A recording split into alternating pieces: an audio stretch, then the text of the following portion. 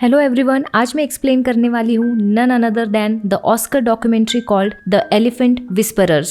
The elephant whisperers Tamil Nadu में Theppakadu elephant camp से motivated एक डॉक्यूमेंट्री है। मुदुमलाई टाइगर रिजर्व में थेपाकड़ू एलिफेंट कैंप एशिया का सबसे पुराना एलिफेंट कैंप है। ये एलिफेंट कैंप 100 साल पहले इस्टेब्लिश किया गया था। इस एलिफेंट कैंप में फिलहाल 24 हाथी है। इस एलिफेंट कैंप में हाथियों का उपयोग मुख्य रूप से इंसान और जंगली जानवरों के आपसी मेलजोल को बढ़ाने के लिए forest monsoon patrolling, eco tourism, हाथी संरक्षण, शिक्षा आदि में किया जाता है। ये एलिफेंट कैंप मोयार नदी के किनारे पे स्थित है। सबसे अच्छी बात ये है कि आप यहाँ के हाथियों को खुद के हाथों से खाना खिला सकते हैं। आप जब भी तमिलनाडु जाए इस रिजर्व फॉरेस्ट को जरूर विजिट करिएगा, क्योंकि यहाँ की एंट्री टिकट सिर्फ 25 रुपीज है। बोमन और बेली द एलिफेंट विस्पर्स के प्रोटैगोनिस्ट्स है। तमिलनाडु में मुदुमलाई टाइगर रिजर्व के जंगलों के अंदर एक एलिफेंट कैंप में एक दूसरे से मिले थे। इस कपल के बीच तब प्यार भरा रिश्ता होता है जब उन दोनों को एक अनाथ 3 महीने के हाथी के बच्चे रघु की रिस्पॉन्सिबिलिटी दी जाती है। द एलिफेंट विस्पर्स के 41 मिनट के रन टाइम में डायरेक्टर कार्तिकी गोंसाल्विस ने ये दिखाया है कि उस परिवार का एक सदस्य हाथी है। इस मूवी में डायरेक्टर ने ये दिखाने की कोशिश की है कि हर बार हमें जंगल तोड़ के, जानवरों का घर छीन के, उन्हें नेचर से दूर करके खुद का संसार बसाने की जरूरत नहीं है, बल्कि उन बेजुबान जानवरों की केयर करके को एग्जिस्टेंस में रखा जा सकता है। और इसका एग्जाम्पल है हमारे फॉरेस्ट रिजर्व, जहां हमारे फॉरेस्ट ऑफिसर्स दिन रात एक कर देते हैं इन जानवरों को एक अच्छी जिंदगी देने के लिए। बात करें इसकी कहानी की तो बोमन और बेली इंडोजिनस कट्टू अनायकन ट्राइब से है। कट्टू अनायकन का मतलब है जंगल के राजा, जो लोगों की एक ट्राइब है जो दक्षिण भारत के जंगलों में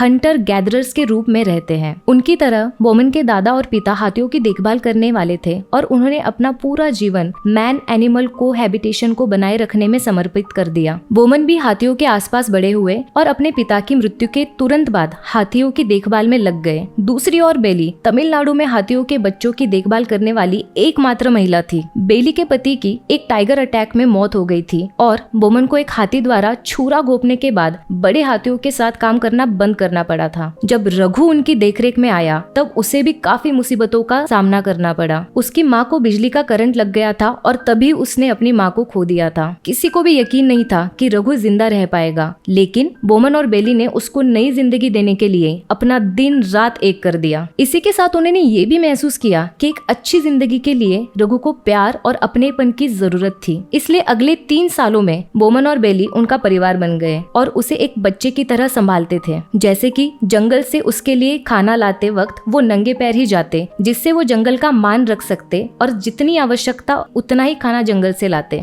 एग्जाम्पल के लिए, अगर जंगल हमें कुछ दे रहा है तो बदले में हमें भी उसकी रिस्पेक्ट करनी चाहिए। उसे रात को गर्म दूध पिलाते, उसे तैयार करके भगवान का आशीर्वाद दिलाने के लिए गणेश जी के मंदिर ले जाते और रघु भी उनके दुख में उनके आंसू पोंछता था और ढेर सारा प्यार दिखाते हुए शैतानी भी करता था। डॉक्यूमेंट्री के दौरान बोमन और बेली अम्मू के माता पिता भी बन जाते हैं। हाथी का एक और बच्चा जिसे उनकी देखभाल में रखा गया है। खैर, पहले तो रघु इस बात से काफी जेलस था, लेकिन धीरे धीरे वो भी अम्मू की केयर करने लगा था। बेली और बोमन की शादी में उनके दोनों बच्चे अच्छे से सज सवर के फैमिली का हिस्सा बनते हैं, लेकिन जल्द ही उनकी खुशियां बिखर जाती है जब फॉरेस्ट रिजर्वेशन वाले रघु को लेने आते हैं। इस बात से बेली और बोमन ही नहीं बल्कि रघु की आंखें भी नम हो जाती है। जब अम्मू रो के उसे पुकारती है तो रघु खुद को रोक नहीं पाता और उसके पास दौड़ा चला आता है, लेकिन आखिरकार उसे जाना पड़ता है। बोमन और बेली इस बात से काफी दुखी थे। उन्हें फिर से उस दर्द का एहसास हुआ जब उन्होंने अपनी बेटी खोई थी। इस दौरान अम्मू भी 10 दिनों तक ना अच्छे से कुछ खा पाई थी, ना ही दूध पीती थी। सबके सब काफी उदास और खोए खोए से रहने लगे थे, लेकिन आखिर में अम्मू की वजह से सब फिर से अच्छे से रहने लगे। सच कहूँ तो मेरे लिए इस मूवी का लास्ट सीन काफी टचिंग है, जब बोमन रघु को पुकारता है और वो उसकी ओर दौड़ा चला आता है और उसे गले से लगाता है। कुछ भी कहो, इंसान हो या जानवर, प्यार और अपनेपन से सभी पिघल जाते हैं। तो गाइज, ये इस चैनल का पहला एक्सप्लेनेशन था जिसने हाल ही में ऑस्कर अपने नाम कर लिया है। अगर आपको ये वीडियो पसंद आया हो तो इसे लाइक, कमेंट, शेयर कीजिए। ऐसी कोई मूवीज जो आप इस चैनल पर देखना चाहते हैं तो कमेंट करना मत भूलिएगा। और अच्छी बात यह है कि ये मूवी नेटफ्लिक्स पे हिंदी में भी अवेलेबल है। मिलते हैं नेक्स्ट वीडियो में, तब तक के लिए बाय।